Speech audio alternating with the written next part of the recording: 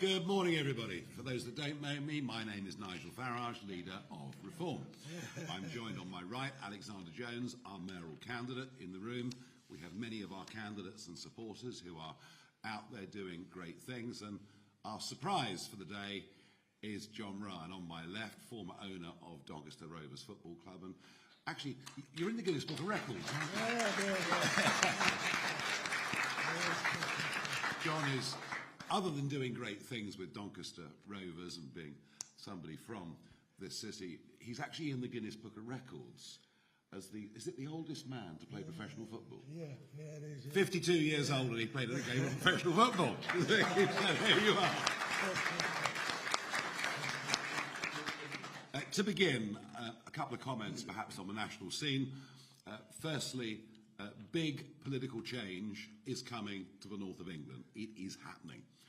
And it's certainly happening here in Doncaster, where the political map is going to be completely reshaped on May the 1st. And boy, do the Labour Party not know it.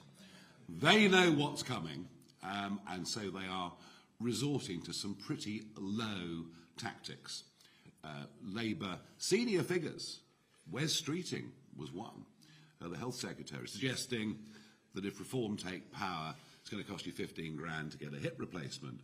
All I would point everyone to is our contract with the people, which we published last year before the general election, which is still valid, in which we say we want an NHS as it was originally devised to be free at the point of delivery, but we are utterly convinced that it's failing in terms of its funding model.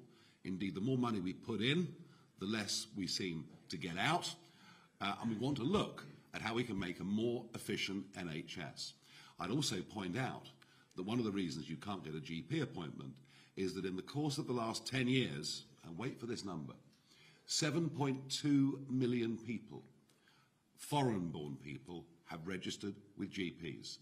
That is the scale of mass immigration into Britain and explains much of the pressure that has come. We're also getting the Russia conspiracy. Just because 12 or 13 years ago I said I respected Putin but didn't like him, suddenly you'd think I'm his right-hand man. It's all lies, lies, lies, but when Labour lie, it means they're in trouble. But they're in trouble with something else too, and that's way before Trump tariffs, the state of the economy. The truth is, if it wasn't for huge borrowing, if it wasn't for massive increases in the population, we would be in recession already. And it's quite stunning to think that at the moment, a job is being lost every 9 minutes in this country, and it's happening mostly in retail and in hospitality, because frankly, the Reeves budget is just becoming unaffordable for too many employers, small and medium-sized in particular. The British car industry is in a desperate state. In 2024, we produced fewer cars than we had since 1954. And much of this is a result of Boris Johnson, Theresa May, and other Conservative leaders putting electric vehicle mandates, and if manufacturers don't meet them, they get fined up to 20,000 a car if they don't meet their targets. So we've got a really serious, potentially terminal situation with our car industry. And frankly, when it comes to vans, commercial electric vans, they just don't work. So it's up to consumers what cars they want to buy, not governments, and we're learning that lesson.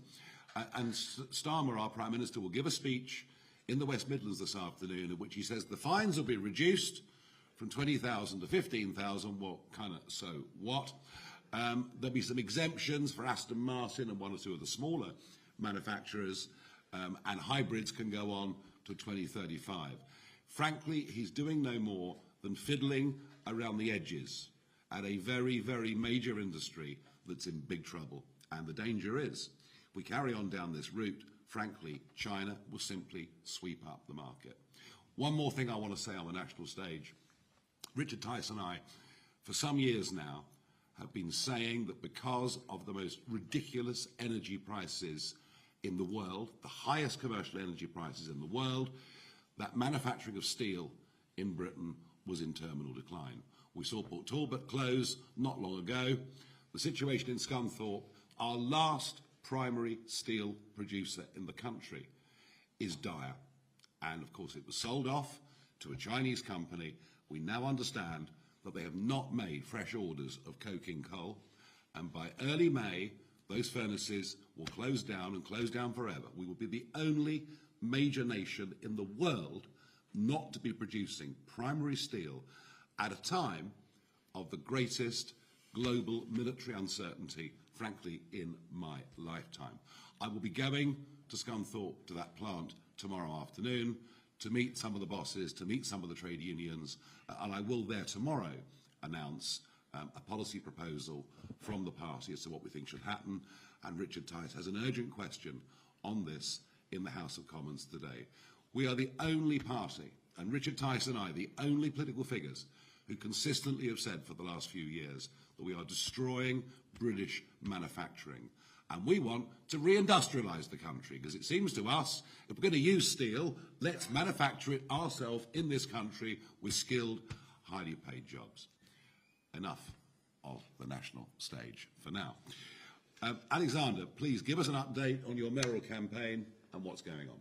Thanks, Nigel. It's absolutely wonderful to have John's support today. He has brought much joy to our city, and his entrepreneurial spirit is something that I want to champion in Doncaster.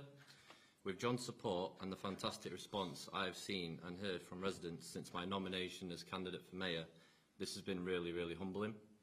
Whilst I'm not a career politician, I have energy, drive and grit, all of which are required to better represent Doncaster. Doncaster deserves better, a mayor that does not have their own agenda, but a mayor that listens and acts in the best interest of Doncaster people. With John's support and all the Reform councillors standing, I know we have an excellent team of knowledgeable, determined people ready to work together to deliver real results. Today I'm sharing my 4-point plan, which lays the groundwork for what is needed for Doncaster residents. This is my contract with Doncaster. Manifestos are often overwritten. Many people do not have the time to read pages and pages of political word salad, which most people don't really believe anyway. Because who has ever known of any time when the Labour Party or the Conservative Party have delivered on their manifesto promises? I know I haven't. Quite. We at Reform offer a fresh way forward. Our 4-point plan is safe and secure town centre and communities, invest in Doncaster's future and Doncaster families, boost business, jobs and skills, and a faster, smarter, leaner council that listens and delivers results. With John, Nigel and our excellent local candidates, we can bring real reform to Doncaster, because Doncaster needs real reform. Thursday the 1st of May is the opportunity for all of us to vote for a new beginning, to bring in new ideas, new energy and a new team. Team Reform. Only by voting for reform can we achieve reform. Vote Reform. Very good.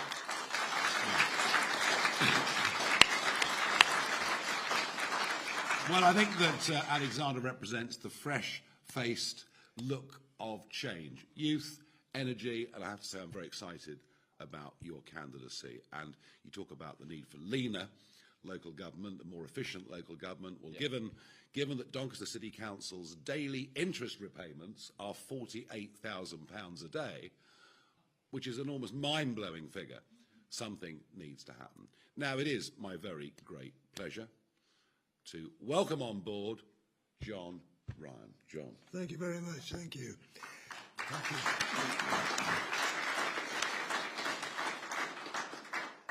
First of all, I'd like to say I'm a very proud Doncastrian, although I have not lived in the borough for many years. And the reason for that is first of all, I've watched from afar in Cheshire what's happened here in Doncaster. First I saw it with the football club that was destroyed in the 1990s, and I actually had to take it up 1998, and I hope one or two of you were there when the day at Wembley in 2008 we beat Leeds United in front of 80,000. Any Leeds fans, hard luck. And we brought Doncaster Rovers back onto the map, and that's been taken on by Terry Bramall now, and we look like getting another promotion this year. And that's great from the football perspective.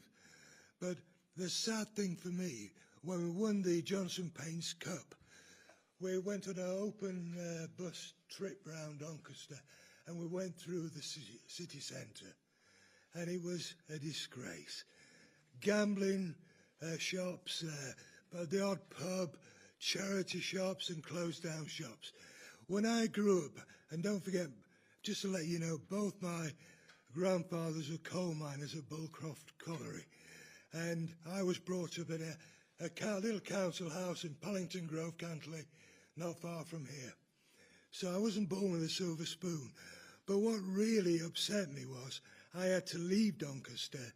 I founded 3 companies, 3 big companies, employed hundreds and hundreds of people. But I've not been able to do it here because we've had for decade after decade after decade Labour Council. And what have they done? When in the 1960s, if some of you can remember that far back, this was a thriving thoroughfare. I used to love coming into this town centre then. It was bustling. Look at the market. I used to love going around the market. What a fantastic, it's probably the best market in the north of England. Look at it now. Complete wilderness, along with the town centre. And that's decade after decade after decade of Labour rule in this city. It's wrong. And yet some people still vote for them. Talk about turkeys voting for Christmas. They don't think, do they?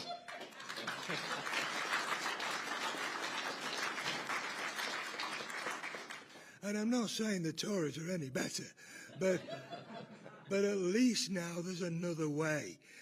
What I love about reform is, well, obviously, we've got a leader here, Nigel's charismatic.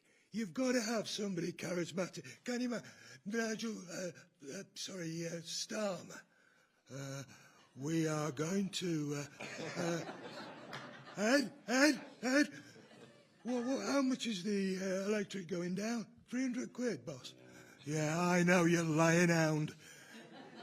More like going up. You know, on a national stage, I'm not a political person normally, but I'm so disgusted what's happened nationally, but also what's happened particularly in Doncaster, which is my first love.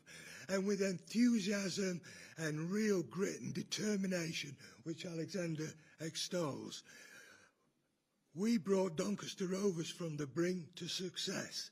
And we can do the same for Doncaster Town or Doncaster City. Great message. But we have to get rid of the Labour lot. And it's no use voting Tory either, because if you vote Tory in Doncaster, you still get Labour. So for God's sake, get out there and get people to vote reform. They're sick of Labour. They're a gaggle of liars.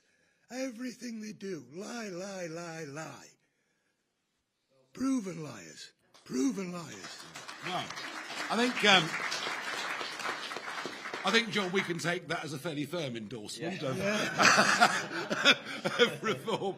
And I love that message. If you can do it with a football club, you can do it with the city. That's a very, very good, positive message, and I think one that all of our candidates can take out onto the doorstep. We're delighted to have a famous son of Doncaster, someone who's done so much for the city here, and you can tell the pride that is welling up inside John, and he wants to see it back. And only by turning around by 180 degrees, the management, the government, the attitude towards business and jobs, can this happen. And we are giving this a real go. We're going to surprise everybody. I tell you what, when they wake up on May the 2nd, they won't believe what has happened in Doncaster. Thank you, everybody. We'll now do one-on-ones with the media, and thank you for attending this morning. Thank you. Thank you. Great. Boom, boom, boom.